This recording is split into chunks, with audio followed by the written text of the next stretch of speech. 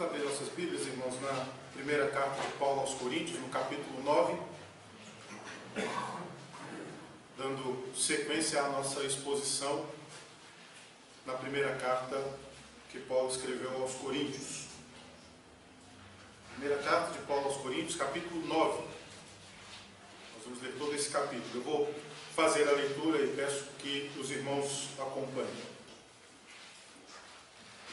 Primeira carta de Paulo aos Coríntios, capítulo 9. Diz assim a palavra de Deus. Não sou eu porventura livre? Não sou apóstolo? Não vi Jesus, nosso Senhor? Acaso não sois fruto do meu trabalho no Senhor? Se não sou apóstolo para outrem, certamente o sou para vós outros, porque vós sois o selo do meu apostolado no Senhor. A minha defesa perante os que me interpelam é esta: não temos nós o direito de comer e beber?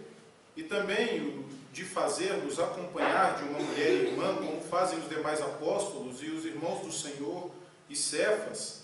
Ou somente eu e Barnabé não temos direito de deixar de trabalhar? Quem jamais vai à guerra à sua própria custa? Quem planta a vinha e não come do seu fruto? Ou quem apacenta um rebanho e não se alimenta do leite do rebanho? Porventura falo isso como homem, ou não diz também a lei? Porque na lei de Moisés está escrito: não atarás a boca ao boi quando pisa o trigo. Acaso é com bois que Deus se preocupa? Ou é seguramente por nós que ele o diz? Certo que é por nós que está escrito: pois o que lavra cumpre fazê-lo com esperança. O que pisa o trigo, faça-o na esperança de receber a parte que lhe é devida. Se nós vos semeamos as coisas espirituais, será muito recolhermos de vós bens materiais? Se outros participam desse direito sobre vós, não o temos nós em maior medida?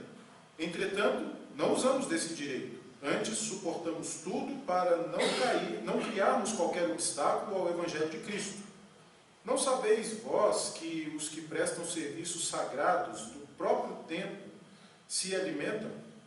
E quem serve ao altar, do altar tira o seu sustento? Assim ordenou também o Senhor aos que pregam o Evangelho que vivam do Evangelho.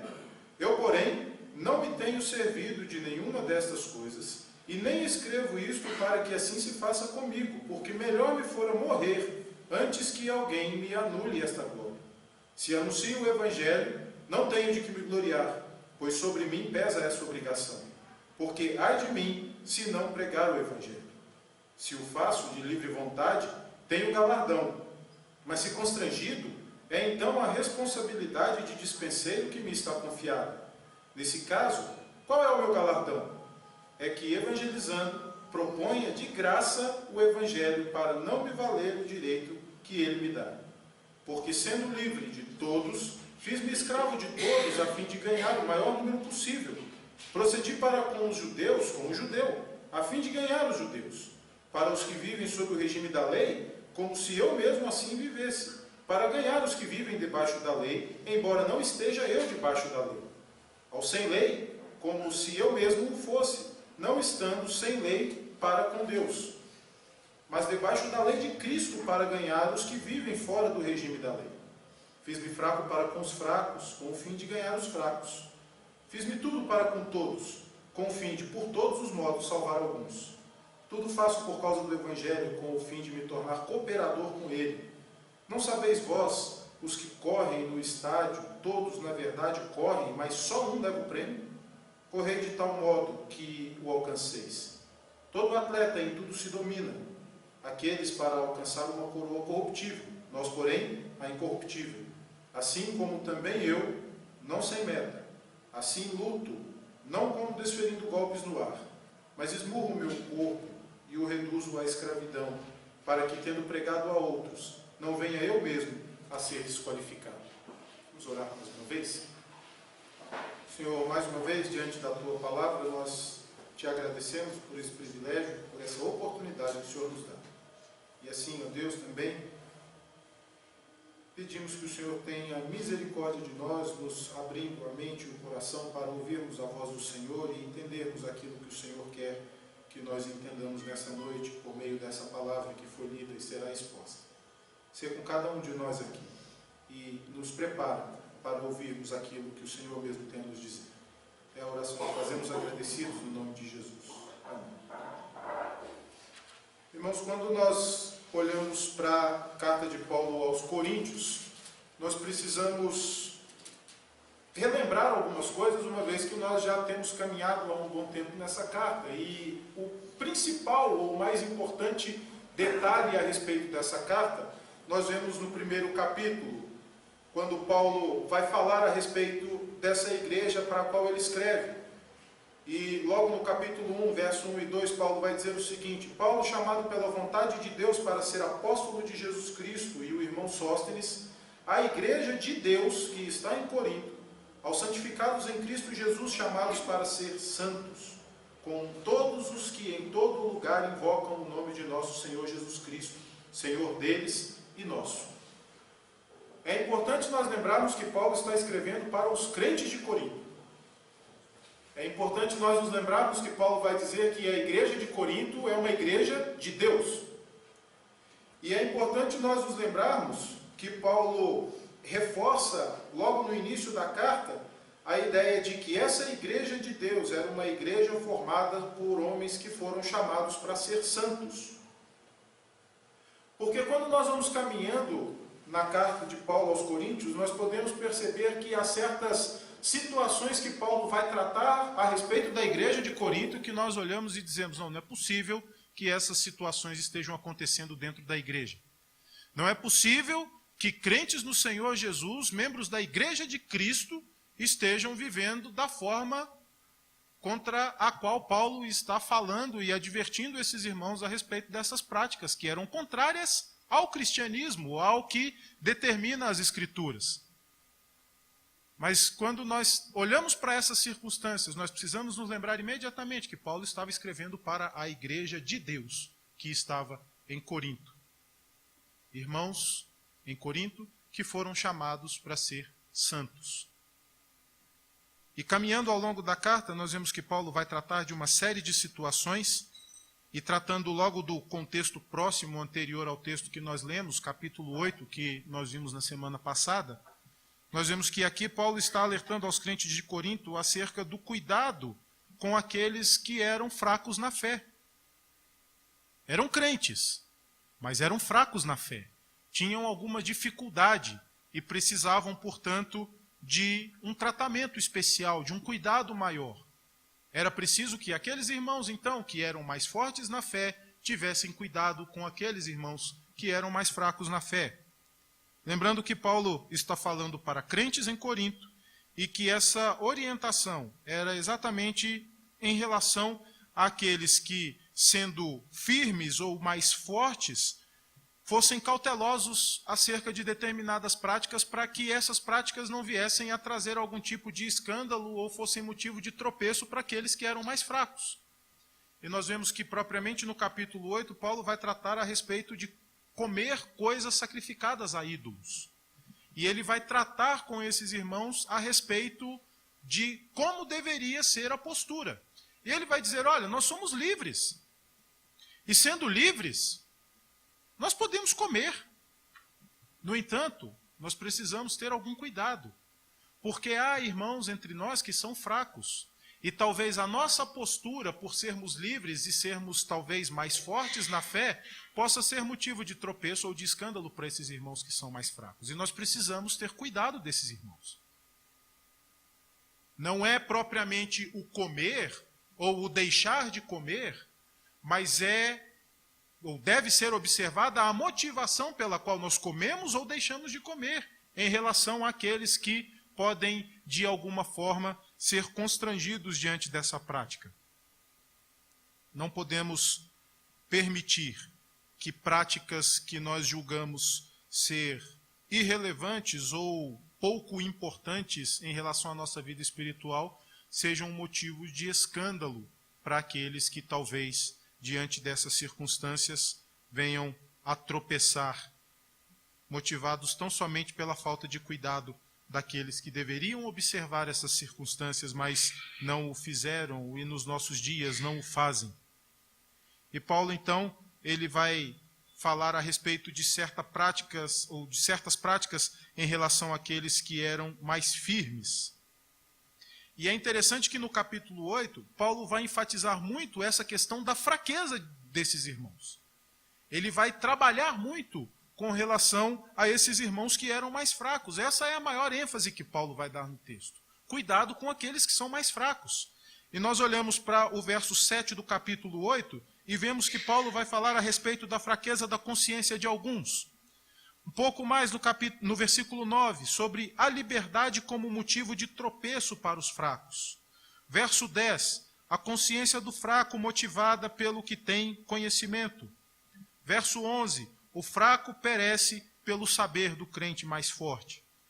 Verso 12, a indução do fraco a pecar, ela é pecado contra Cristo por parte daquele que motivou o fraco a esse pecado. Vamos ler esses versículos do verso 7 ao verso 12 do capítulo 8.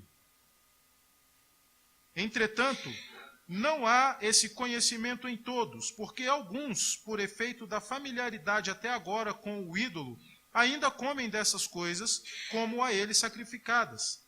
E a consciência destes, por ser fraca, vem a contaminar-se.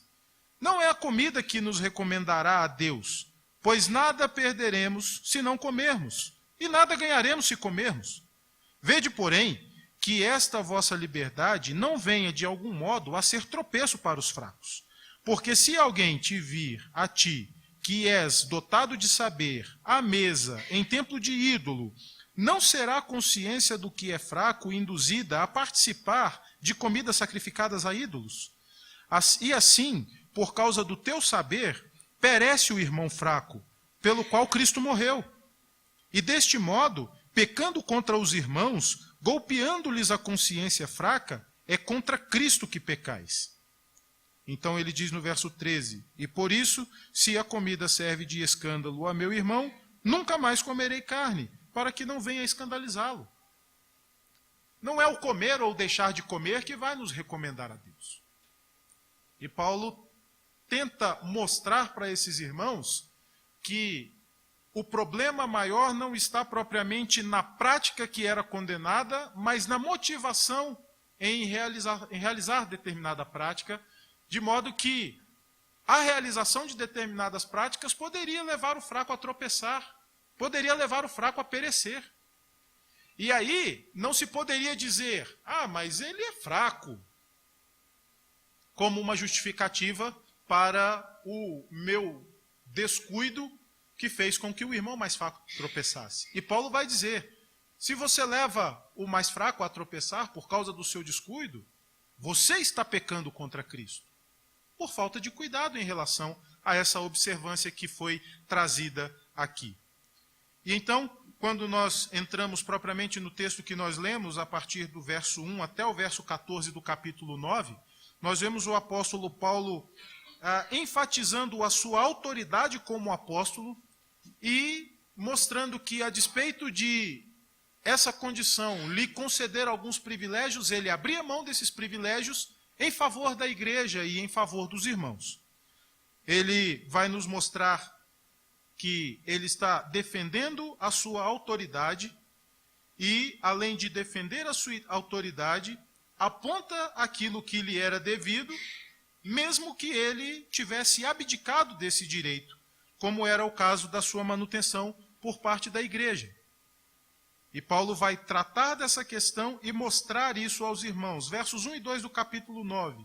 Não sou eu, porventura, livre? Não sou apóstolo? Não vi Jesus, nosso Senhor? Acaso não sois fruto do meu trabalho no Senhor? Se não sou apóstolo para outrem, certamente o sou para vós outros, porque vós sois o selo do meu apostolado no Senhor. Paulo está dizendo para os irmãos o seguinte, olha, pode ser que por aí há quem diga que eu não tenha a autoridade de apóstolo, e como na verdade havia uma oposição ao apostolado do apóstolo Paulo. Mas ele estava dizendo para aqueles irmãos, olha, pode até ser que por aí alguém diga que eu não seja apóstolo, mas entre vós isso não pode ser dito, porque vocês são a prova do meu apostolado. Vocês são o selo do meu apostolado. É por causa da pregação do evangelho que eu trouxe a vocês, que vocês hoje são uma igreja de Deus. E o meu procedimento no meio de vocês deixa isso muito claro. E é importante, meus irmãos, nós lembrarmos que quando Paulo faz essas afirmações, ele não está sendo uma figura arrogante, soberbo, cheio de si, mas ele tão somente fiado naquilo que a própria Escritura diz, ele reivindica para si a autoridade de apóstolo, por meio da qual ele pode pregar com a autoridade que a própria Escritura vai conferir a ele. E como nós dissemos hoje de manhã, a autoridade não está propriamente naquele que prega, mas naquilo que é pregado. E é interessante que Paulo deixa isso muito claro para aqueles irmãos, mostrando que por essas circunstâncias ele tinha o direito de ser sustentado por aquela igreja, mas ele abriu mão desse direito. E ele faz essa defesa fundamentado naquilo que havia sido prescrito na própria lei de Moisés acerca do direito do trabalhador a ser sustentado por conta do seu trabalho. Ele diz isso no verso 9, porque na lei de Moisés está escrito: não atarás a boca ao boi quando pisa o trigo. Isso era uma prescrição legal. Isso estava determinado pela lei. Isso estava escrito. Portanto, o direito do trabalhador ao salário, ao sustento, por parte daquele que o arregimentava para o trabalho, era lícito, era justo, era legal. Então Paulo está dizendo, olha, eu estou trabalhando entre vocês e é lícito que eu seja sustentado por vocês. Mas ele vai mostrar que mesmo diante desse direito, ele não está dizendo isso como uma reivindicação ao direito, porque ele mesmo abriu mão dessa possibilidade ou desse direito que ele tinha como alguém que trabalhava entre aqueles irmãos. É interessante nós observarmos que a postura de Paulo, ela causava uma certa estranheza no meio do contexto helenista, uma vez que alguém que se propunha a trabalhar com as próprias mãos era alguém que era visto como inferior naquele contexto. E isso por quê? Porque Paulo era alguém tido como um sábio no meio daquele povo, por causa da sua facilidade de se comunicar em público, por causa da sua boa oratória, por causa da forma veemente com que Paulo defendia a mensagem do Evangelho de Jesus Cristo. E isso, no contexto grego, dos filósofos, era privilégio apenas daqueles que, tendo essa condição, não tinham propriamente necessidade de trabalhar com as suas próprias mãos, porque quem trabalhava com as suas próprias mãos fazia isso para servir a esses que eram de uma condição intelectual mais favorecida. O trabalho com as próprias mãos era o trabalho servil do escravo, que estava à disposição daqueles que tinham essa condição mais privilegiada. E essa postura de Paulo no meio desse contexto causa uma certa estranheza, porque, afinal de contas, Paulo era alguém que tinha uma condição privilegiada. No entanto, ele se propôs a trabalhar com as próprias mãos para que do seu trabalho ele obtivesse o seu sustento. Essa postura confundia aqueles que eram influenciados pela cultura helenista. E é por esse motivo, então, que Paulo apresenta a sua defesa, mostrando que ele era livre, e por ser livre, ele não estava atrelado a nenhuma dessas convenções. Ele tinha essa possibilidade de escolher trabalhar com as próprias mãos para que dali ele obtivesse o seu sustento. E era comum entre os sacerdotes receberem oferendas que eram trazidas ao templo para o seu sustento. E havia 5 ofertas principais que, sendo trazidas ao templo, eram também destinadas aos sacerdotes. A primeira era a oferta que se queimava. Ela era queimada na íntegra, menos o estômago, as vísceras e o tendão da coxa. Mas, até nesse caso, os sacerdotes recebiam o couro e realizavam um comércio que era extremamente lucrativo entre eles. Eles podiam se servir de parte dessas ofertas e comercializavam, então, o que sobrava na mão deles, e esse era um comércio lucrativo. Mas há também a oferta que era trazida pelos pecados, E neste caso, então, só se queimava a graxa sobre o altar e os sacerdotes recebiam toda a carne. Era apenas a gordura que era queimada, mas a carne ela era destinada para os sacerdotes. Havia também a oferta pelas transgressões. Mais uma vez, era a oferta onde se queimava apenas a gordura e os sacerdotes também ficavam com a carne do sacrifício que era oferecido. A oferta de comida consistia em farinha, azeite, e só se oferecia uma parte simbólica no altar, sendo que a maior parte que era trazida era também destinada aos sacerdotes.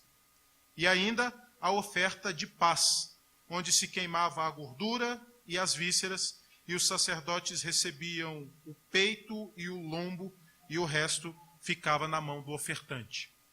Era assim que essas ofertas que eram trazidas eram utilizadas naquele contexto.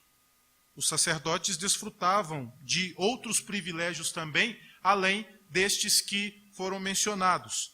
Eles recebiam os primeiros frutos das 7 classes distintas: trigo, cevada, videira, figueira, granada, oliveira e mel. Todas essas ofertas, quando eram trazidas, os sacerdotes recebiam os primeiros frutos dessas ofertas. Há uma outra oferta chamada terumá. Era uma oferenda dos frutos escolhidos de tudo o que crescia. Os sacerdotes tinham o direito ao redor de 50 avos de todos esses frutos que eram colhidos. O dízimo era oferecido e de tudo o que era utilizado como comida e que crescia sobre a terra, trazia-se então a 10ª parte. Este dízimo pertencia propriamente aos levitas, mas os sacerdotes também recebiam parte do dízimo do que correspondia àquilo que os levitas recebiam. Há ainda o chamado xalá, que ofertava-se uma massa sovada, feita de trigo, cevada, aveia ou centeio. Se fosse oferecida por alguém particular, tinha que dar aos sacerdotes à parte 24 avos dessa oferta. E se tratava de um padeiro à parte 48 avos. Eram então essas ofertas que eram trazidas para o templo, e parte dessas ofertas então eram destinadas aos sacerdotes para que dessas ofertas eles tivessem também o seu sustento. Isso tudo era determinado pela lei. Isso tudo estava estabelecido pela lei. E é por isso que Paulo, quando fala a respeito do direito ao sustento, ele enfatiza que essa não é uma reivindicação escusa, mas ela era amparada pela lei, embora ele não estivesse reivindicando esse direito, porque ele já houvera abrido mão dele. Então Paulo está mostrando que o trabalho que ele realizava entre aqueles irmãos era um trabalho que ele fazia pelo prazer de poder servir a Deus, pregando a mensagem do Evangelho, sem, contudo, isso fosse um peso para as igrejas por onde Paulo passava. Em última instância, uma coisa dominava a conduta de Paulo da seguinte forma: ele procurava não fazer nada que desacreditasse a mensagem do Evangelho que ele pregava. A preocupação de Paulo era tão somente em preservar e manter a palavra, a mensagem do Evangelho, de modo que as suas práticas não contrariassem a mensagem do Evangelho que era pregada, mas Paulo abria inclusive mão de direitos para que a mensagem do Evangelho fosse preservada. Era uma cautela que ele tinha, era um cuidado que ele procurava ter, no sentido de que as suas práticas não descredibilizassem ou não descredenciassem a mensagem do Evangelho que ele pregava. Por isso ele toma esses cuidados e por isso ele traz essas orientações à igreja de Corinto. Os homens sempre vão julgar uma mensagem pela vida e a personalidade da pessoa que a transmite. E Paulo estava decidido a ter as suas mãos limpas nesse sentido. Ele estava decidido a ser alguém que de fato vivia o evangelho que pregava.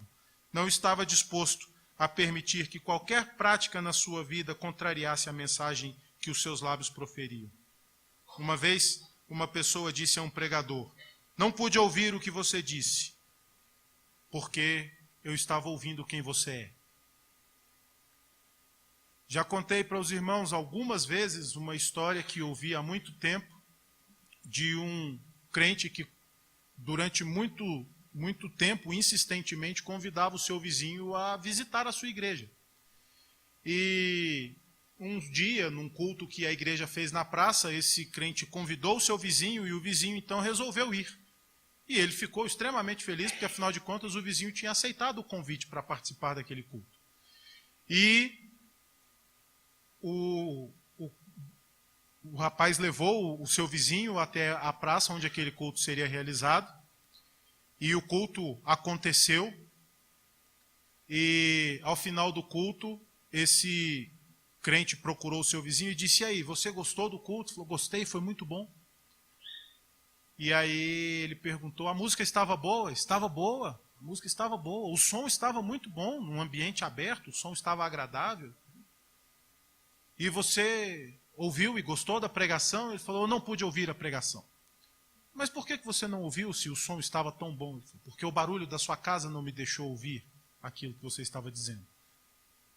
Isso é extremamente constrangedor, irmãos.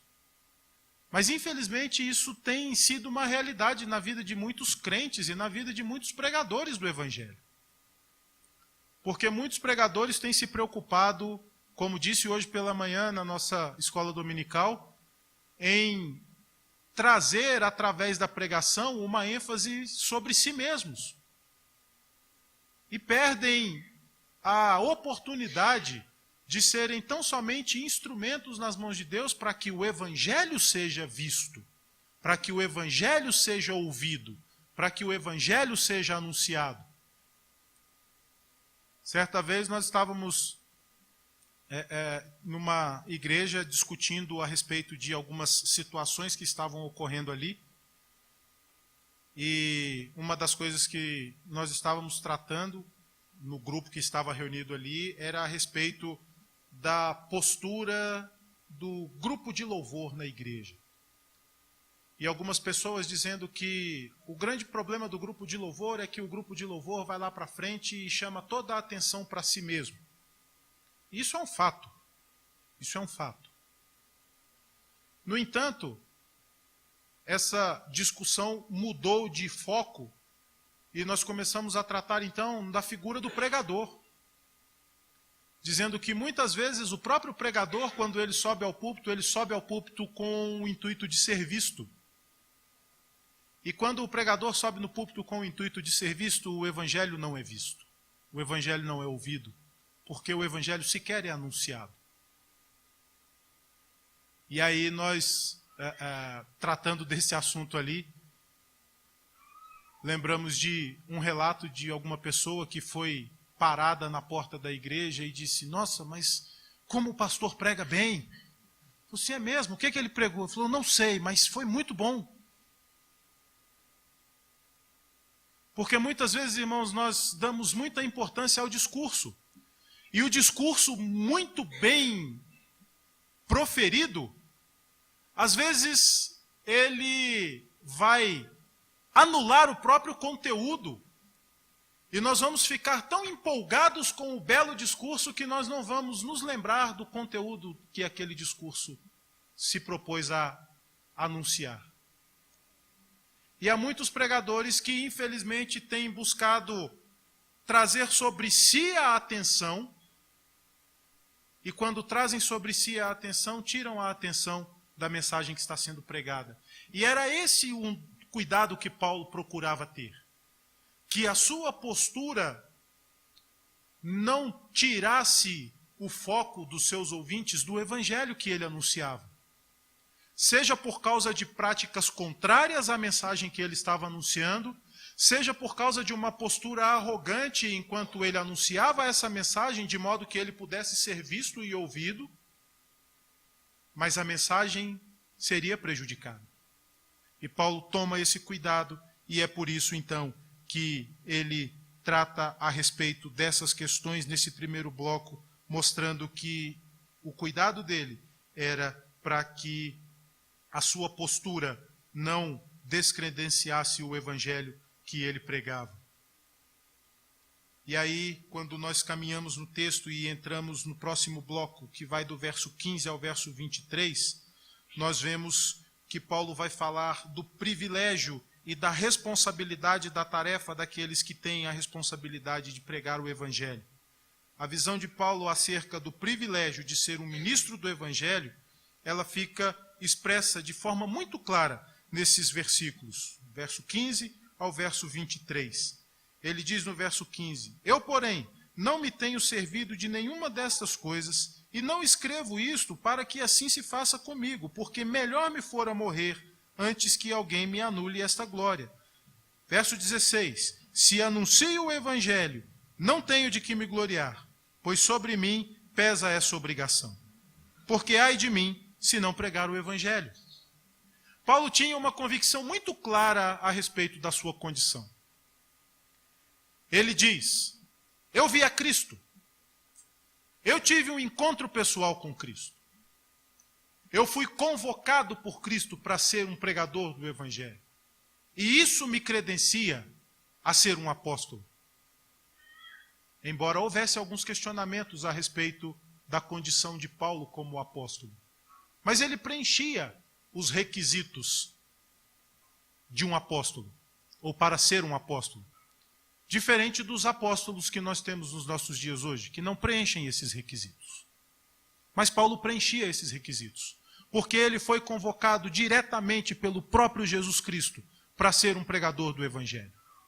E a partir deste momento, Paulo adquire a consciência de que ele não tinha outra coisa a fazer, senão pregar o Evangelho com fidelidade. Ainda que isso lhe custasse a própria vida, como nós já vimos em outros textos, quando Paulo fala sobre isso. Volto a citar o texto de Atos capítulo 20, verso 22, quando Paulo diz, em nada considero a vida preciosa para mim mesmo, contanto que complete a carreira e o ministério que recebi do Senhor Jesus para anunciar o Evangelho da graça de Deus. Era essa a vida de Paulo a partir de então.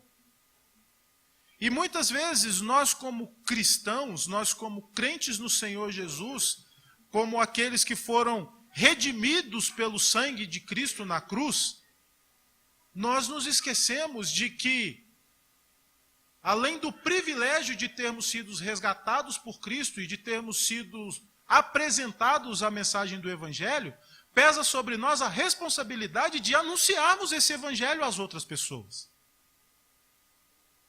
Muitas vezes nós nos vemos como crentes de uma forma extremamente confortável. Cristo morreu por mim, fui salvo, agora eu vou esperar Ele voltar para que eu possa viver eternamente com Ele.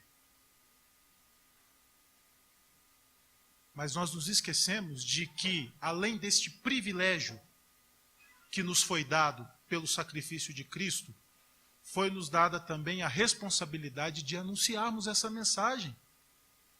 Foi nos dada a responsabilidade de pregarmos o Evangelho a toda criatura, em toda parte, a despeito de qualquer circunstância. Mas Paulo, ele vai mostrar isso com toda clareza, quando ele diz no verso 16, se anuncio o Evangelho, não tenho de que me gloriar, pois sobre mim pesa esta obrigação. É uma obrigação do crente pregar o Evangelho. É uma obrigação daquele que foi restaurado pelo sacrifício de Cristo, daquele que foi regenerado, daquele que nasceu de novo, pregar o Evangelho. A transformação que nos foi concedida por meio do sacrifício de Cristo na cruz, não nos foi dada para que nós ficássemos olhando para as outras pessoas e sentindo pena delas, dizendo, puxa vida, vai para o inferno, eu não.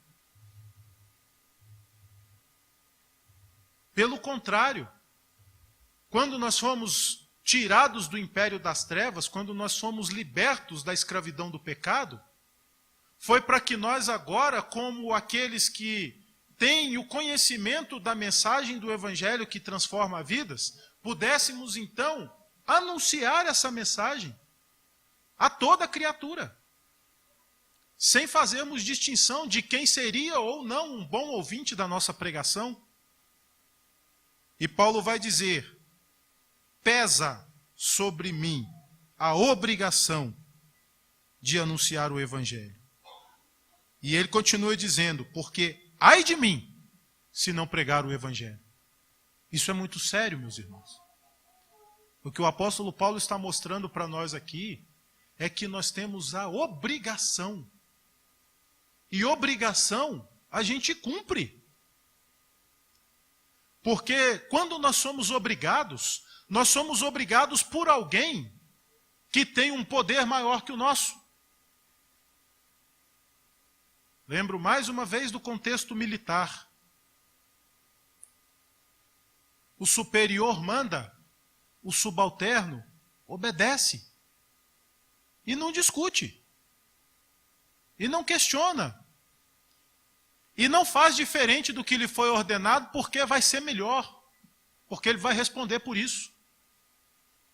Ele vai ser penalizado caso ele haja de forma contrária à ordem que ele recebeu. Obrigação, a gente cumpre. E por uma razão muito simples. Porque nós somos os servos. E Cristo é o Senhor. Portanto, se Cristo disse aos seus servos, ide e pregai, os seus servos não têm outra alternativa. Eles precisam ir e pregar. E além de ir e pregar, eles precisam de viver de forma que a pregação não seja maculada pela vida. Para que a gente não corra o risco de pregando o Evangelho a um amigo nosso que não é crente, ele vire para nós e diga, puxa vida, que coisa maravilhosa. Podia servir para você também.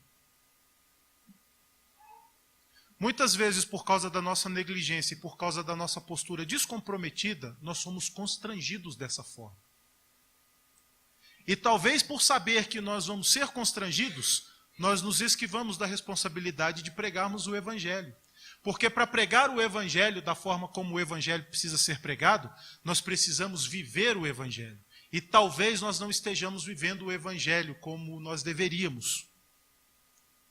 E nós sabemos que, ao nos dispormos a pregar o Evangelho, talvez nós sejamos constrangidos pelos ímpios, que vão dizer para nós, poxa vida, serve para você também.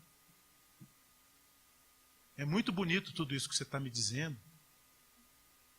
Podia ser uma realidade na sua vida, já que você conhece essa mensagem.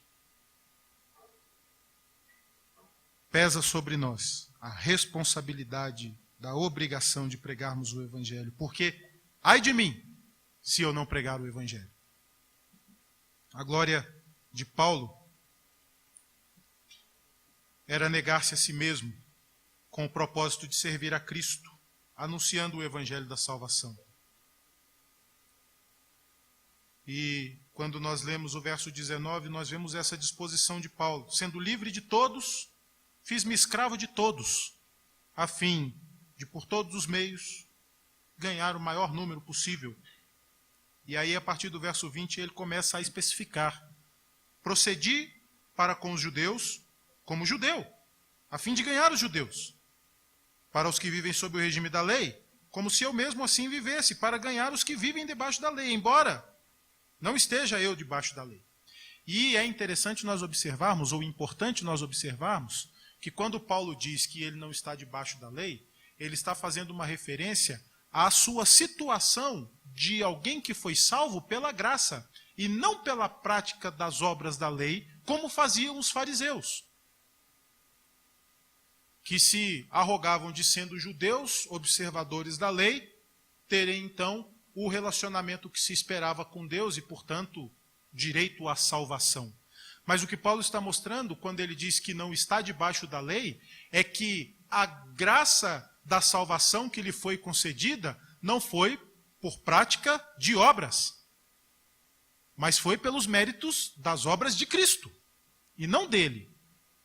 Por isso ele diz que ele se faz judeu para com os judeus, para que ele possa evangelizar os judeus. Mas aqueles também que vivem fora do jugo da lei, ele se faz como alguém que, ou para aqueles que vivem debaixo da lei, ele se faz alguém que está debaixo da lei, mesmo que não esteja, para poder também anunciar o evangelho àqueles que estão debaixo da lei.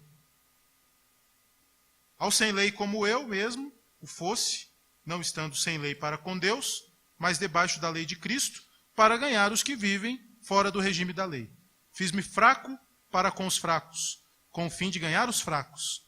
Fiz-me tudo para com todos, com o fim de, por todos os modos, salvar alguns. Essa era a disposição de Paulo. Ele não estava interessado ou preocupado na sua própria condição, nos seus próprios interesses, nos seus próprios direitos, mas ele se fazia como aqueles aos quais ele tinha o propósito de anunciar o evangelho. E dessa forma, ele anunciava o evangelho. Seja a judeus, seja a gentios, mas ele tinha essa condição de poder estar tanto no meio de uns quanto no meio de outros, e sendo aceito por esses grupos, poder anunciar a mensagem do evangelho, como era o seu propósito e como era a sua consciência de ser alguém que havia sido comissionado pelo próprio Jesus Cristo para fazer isso. Ainda que considerasse a lei cerimonial como um jugo que tinha sido tirado por Cristo na cruz, Paulo se submetia a essa lei cerimonial para trabalhar entre os judeus e eliminar os seus preconceitos, conseguindo assim que eles ouvissem a mensagem do evangelho e dessa forma ganhá-los para Cristo. Paulo considerava a sua atividade como um privilégio, mas ele não negligenciava que esse privilégio era também um dever. E olhando para a parte final do texto, a partir do verso 24 até o verso 27, nós vemos a diligência daquele que prega visando alcançar a coroa incorruptível. Nesses versos finais, então, o apóstolo vai se comparar com os atletas que se dedicam ao extremo com o fim de serem coroados vencedores. Seu objetivo é a coroa da glória. E para isso, ele age de todas as formas que são exigidas por aqueles que buscam alcançar essa coroa, para que ele possa, então, alcançá-la.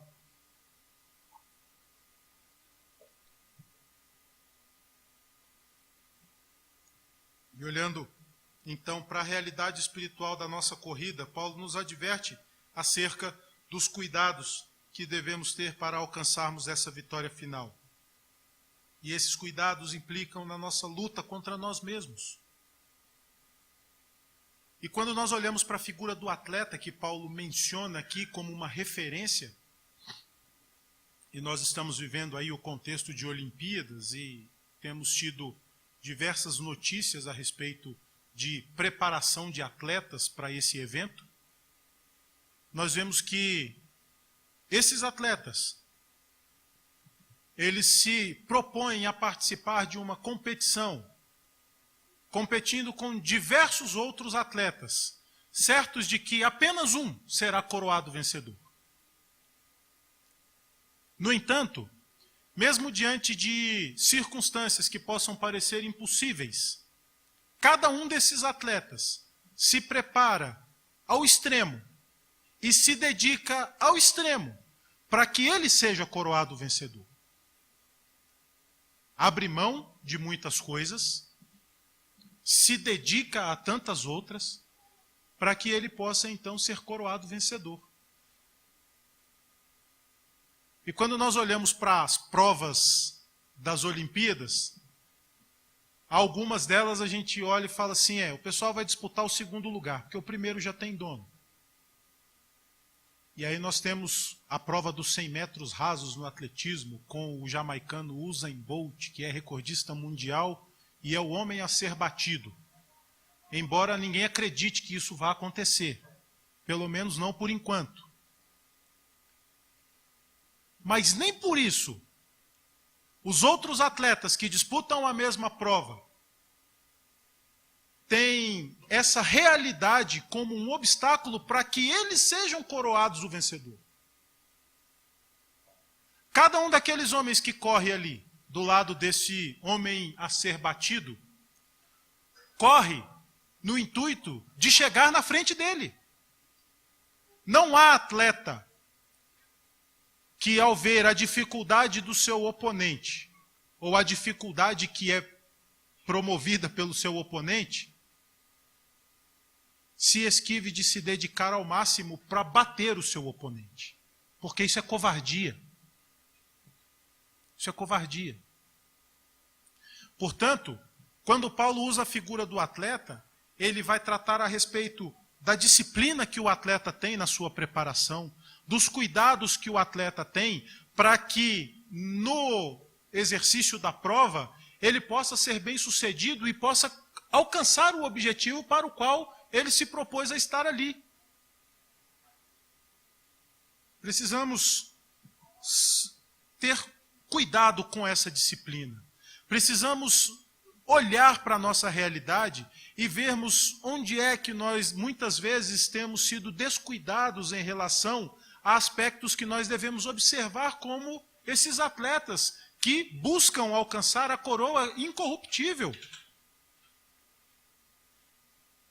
Precisamos aprender a lutar contra nós mesmos.